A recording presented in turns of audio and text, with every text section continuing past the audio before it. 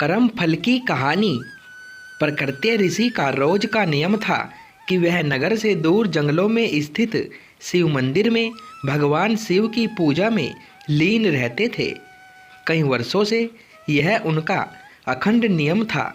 उसी जंगल में एक नास्तिक डाकू अस्थिमाल का भी डेरा था। अस्थिमाल का भय आसपास के क्षेत्र में व्याप्त था। अस्थिमाल बड़ा नास्तिक था। वह मंदिरों में भी चोरी डाका से नहीं चूकता था। एक दिन अस्थिमाल की नज़र प्रकृति ऋषि पर पड़ी। उसने सोचा, यह ऋषि जंगल में छुपे मंदिर में पूजा करता है। हो न हो इसने मंदिर में काफ़ी माल छुपा कर रखा होगा। आज इसे ही लूटते हैं। अस्थिमाल ने प्रकृति ऋषि से कहा कि जितना भी धन छुपा कर रखा हो चुपचाप मेरे हवाले कर दो।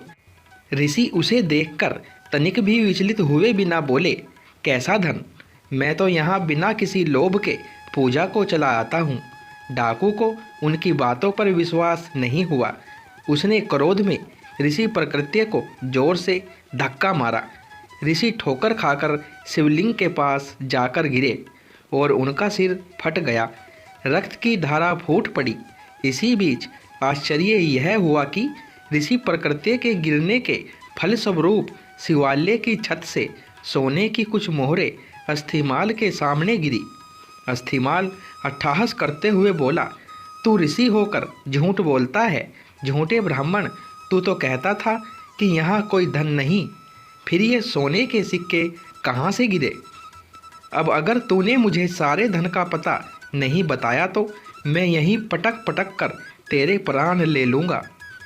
प्रकृति ऋषि करुणा में भरकर दुखी मन से बोले, हे शिवजी, मैंने पूरा जीवन आपकी सेवा पूजा में समर्पित कर दिया, फिर ये कैसी विपत्ति आन पड़ी?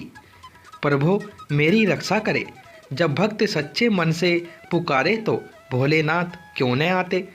महेश्वर तक्षण प्रकट हुए और ऋषि को कहा कि इस होनी के पीछे का कारण मैं तुम्हें बताता हूँ।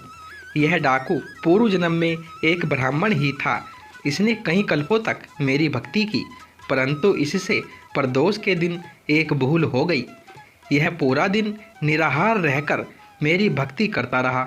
दोपहर में जब इसे प्यास लगी तो यह जल पीने के लिए पास के ही एक सरोवर तक पहुंचा।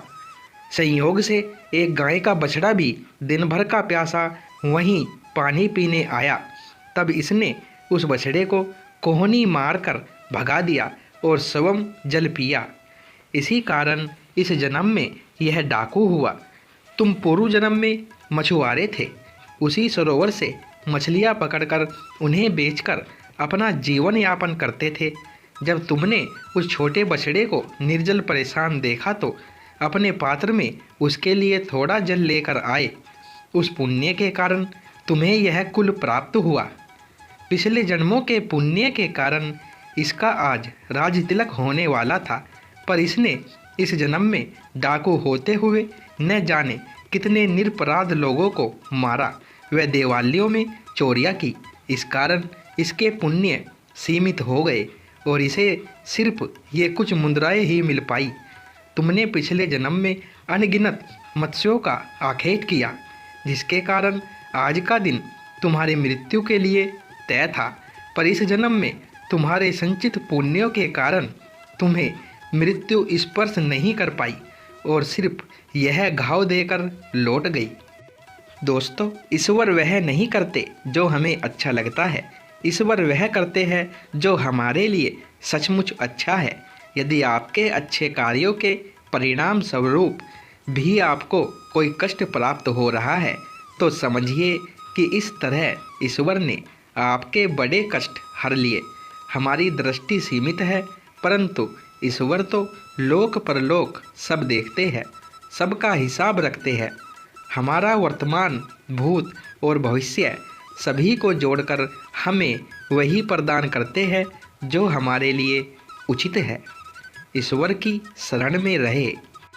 तो दोस्तों, ये कहानी पसंद आई हो तो एक लाइक ज़रूर करें और वीडियो को शेयर करें, और ऐसी ही कहानियाँ सुनने के लिए चैनल को सब्सक्राइब करें। धन्यवाद दोस्तों।